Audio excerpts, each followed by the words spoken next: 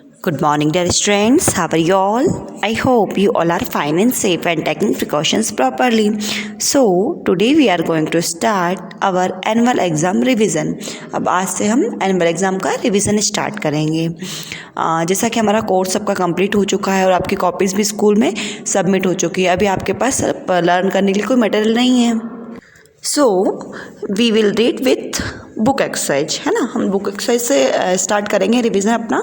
So move on to page number 44, summing up the third desert. हम chapter 6 का page number 44 read करने वाले हैं। इसमें इसका चैप्टर नेम है द थर्ड डेजर्ट।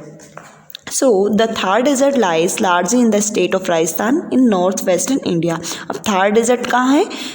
राजस्थान, एक तो स्पेशली जो है सबसे ज़्यादा राजस्थान में फैला हुआ, उसके अलावा इंडिया के नॉर्थ ईस्ट साइड में, नॉर्थ वेस्टर्न साइड में, सॉरी।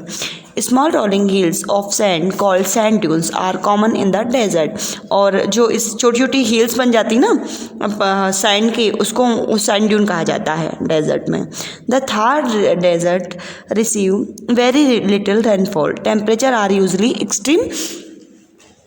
अब थार डेजर्ट में बहुत कम रेनफॉल होता है, इसलिए वहाँ का टेम्परेचर भी बहुत ज़्यादा तेज होता है। इट मीन सर्दी भी नाइट टाइम में बहुत ज़्यादा सर्दी पड़ती है और डे टाइम में बहुत ज़्यादा गर्मी होती है। Life in the desert is difficult with little water, limited crops and harsh climate. और वहाँ पे लाइफ बहुत कठिन है, जीना बहुत कठिन होता है, क्योंकि वहाँ पे पानी भी बहुत कम है, फसल भी नहीं हो पाती, पानी नहीं है तो, और वहाँ का क्लाइमेट भी बहुत हार्श रहता है। The Indira Gandhi canal provides water to parts of the Thar desert. अब इंदिरा गांधी कैनल द्वारा थार डेजर्ट के कुछ पार्ट्स में पानी पहुंचाया जाता है। Banjara are nomad who live in the Thar desert, they move from one place to another looking for water और फूड।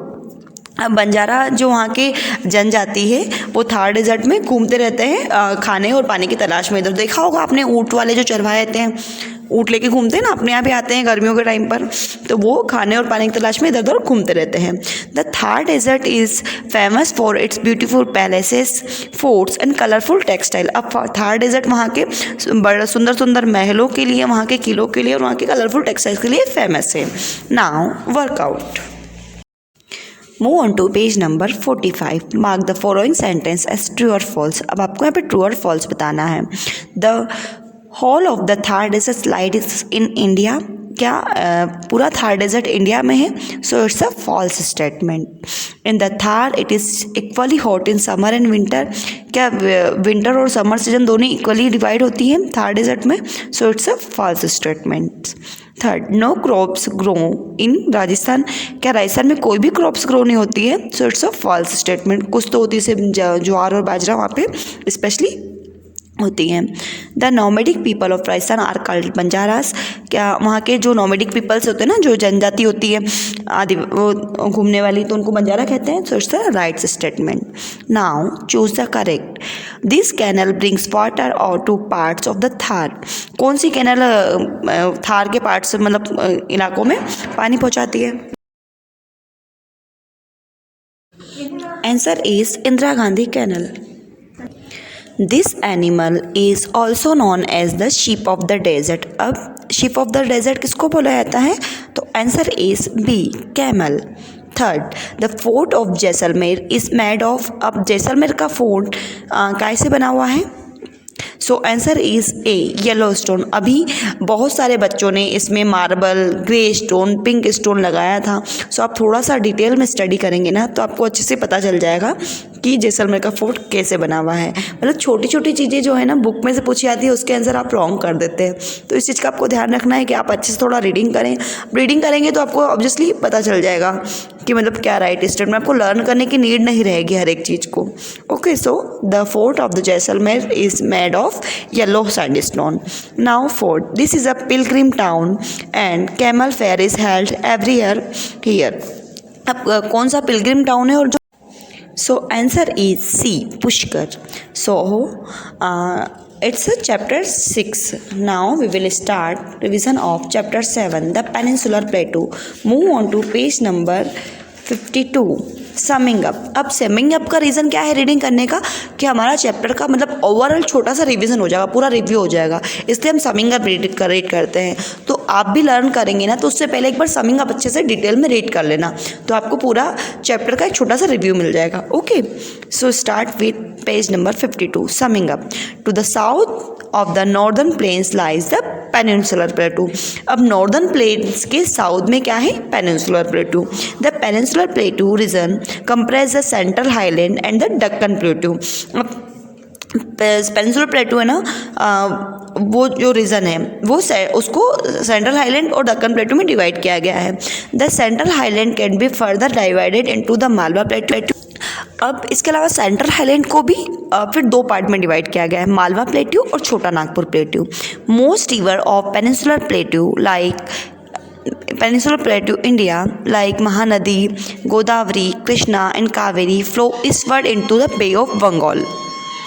अब जो यहाँ की जो मोस्ट ऑफ रिवर्स है ना, महानदी, गोदावरी, कृष्णा, कावेरी, ये ईस्टवर्ड होके बंगाल, बे ऑफ बंगाल में मिल जाती हैं। Unlike the rivers of the north, the southern rivers are seasonal, that is they have little water during summer months। अब क्या है, नॉर्थ की जो रिवर्स होती ना, उसमें क्या होता है कि वो रेनफॉल के कारण ही मतलब बह पाती हैं। पूरा साल जो है वो सीजनल रिवर होती है, जब मतलब मानसून में और विंटर्स में तो रहती हैं और समर्स में ड्राई अप हो जाती हैं। The rivers of Deccan flow and form waterfall because the uneven surface of the plateau. अब यहाँ की नदियाँ जो बहुत फास्ट फ्लो होती है, क्योंकि यहाँ पे बहुत सारे वाटरफॉल बन जाते हैं, क्योंकि यहाँ का जो सरफेस है बहुत अनइवन है और रॉकी प्लेस है, इसलिए बहुत फास्ट बहती है और समर्स में ड्राई अप भी हो जाती हैं। Many place in the peninsular plateau region have black soil which is good for growing cotton, तंबाकू, rice, sugar cane, oil seed and coffee और other major product of this region. अब बहुत सारे peninsular plateau में black soil पाई जाती है, इस कारण यहाँ पे ज़्यादातर तंबाकू, कॉटन, चावल, गन्ना और ऑयल सीड और कॉफ़ी जैसी फसलें होती हैं। Peninsular India is rich in mineral like iron और मैग्नीज एंड लाइमस्टोन। और पेनिनसुलर इंडिया में ज़्यादातर आयरन और मैग्नीज और लाइमस्टोन खनिज पाए जाते हैं। Now workout, mark the following sentence as true और फॉल्स। अब आपको यहाँ पे ट्रू एंड फॉल्स बताना है। The Satpura range lies in the northern of the Malwa plateau. क्या सतपुरा रेंज मालवा प्लेट्यू में है? सतपुरा रेंज जो है मालवा प्लेट्यू के नॉर्थ में है, so it's a false statement. Now second, the central highland consist of the Deccan plateau and the Chota Nagpur plateau. अब central highland जो है उसमें दक्कन प्लेट्यू और छोटा नागपुर प्लेट्यू होता है, तो it's a false statement. The rivers of the peninsular plateau flow in the north to south direction. क्या peninsular plateau की जो रिवर्स होती है वो नॉर्थ से साउथ डायरेक्शन में फ्लो करती है, so it's a false statement. The climate of the peninsular plateau region is moderate. क्या पेनिनसुलर प्लेट्यू का क्लाइमेट मॉडरेट होता है, तो इससे true statement. Tea is not grown in southern India. क्या साउदर्न इंडिया में टी नहीं होती है, मतलब टी जो क्रॉप्स है टी की, so it's a false statement. Now choose the correct answer. Oranges are grown extensively in. अब ऑरेंजेस सबसे ज़्यादा कहाँ होते हैं, so answer is A, Nagpur. Second, Kuchipudi is the classical dance form of. Kuchipudi कहाँ का क्लासिकल डांस फॉर्म है, so answer is B, Andhra Pradesh. Third, the eastern and western Ghats meet at. अब ईस्टर्न और वेस्टर्न घाट्स जहाँ मिलते हैं उसको क्या बोलते हैं, so answer is D, the Nilgiri hills in Tamil Nadu. Now fourth, Bengaluru and Hyderabad are the hub of the. Bengaluru और हैदराबाद कहाँ का हब है, so answer is A, IT industries. अब देखो आप है ना लर्न करने का एक तरीका, मतलब आपको बहुत रॉन्ग है, आप क्या करते हो फर्स्ट का A, सेकंड का B, थर्ड का C ऐसे लर्न करते हो, तो ऐसे मत करना, क्योंकि ऑप्शन कभी भी ना मतलब चेंज हो सकते हैं। बी पे हम सी का भी ऑप्शन दे सकते हैं और सी पे डी का भी ऑप्शन दे सकते हैं, तो इसलिए ये मत सोचना कि third the eastern and western Ghats meet that तो उसका बी आएगा, तो ऐसा आंसर कभी भी लर्न मत करना। आप लर्न क्या करोगे, क्वेश्चन लर्न किया, क्वेश्चन रीड किया और उसका जो आंसर, जो करेक्ट आंसर वो लर्न करेंगे, हम डी और बी ये लर्न नहीं करेंगे। ओके, इस कारण बहुत सारे स्टूडेंट का रॉन्ग हो जाता है, फिर आप बोलते हो कि मैम हमने तो बी लर्न किया था और बी पे आपने रॉन्ग ऑप्शन दे दिया, तो ऑप्शन रॉन्ग नहीं है, ऑप्शन एक्सचेंज हो सकते हैं, ठीक है ना। तो आपको ऐसे लर्न करना है कि उसमें कैसे भी ऑप्शन आए आपको राइट आंसर लर्न होना चाहिए ताकि आप राइट आंसर लगा पाएँ। Okay, so now learn both the chapters book exercise. अब आपको दोनों चैप्टर की बुक एक्सरसाइज लर्न करनी है and tomorrow I will send a revision test of it. और इन दोनों का मैं एक रिवीजन टेस्ट बनाऊंगी। मैं बुक एक्सरसाइज की PDF भी सेंड कर रही हूँ आपको, और आपको अच्छे से लर्न करना है। इसके बाद मैं कल एक टेस्ट सेंड करूँगी, और टेस्ट भी आपको मतलब सबको ही अटेम्प्ट करना है। मैं गूगल फॉर्म के थ्रू टेस्ट भेजूंगी, तो सबका टेस्ट अटेम्प्ट होगा, वो मुझे शो होता है कितने स्टूडेंट ने दिया है। Okay, so thank you for watching, take care yourself, bye bye.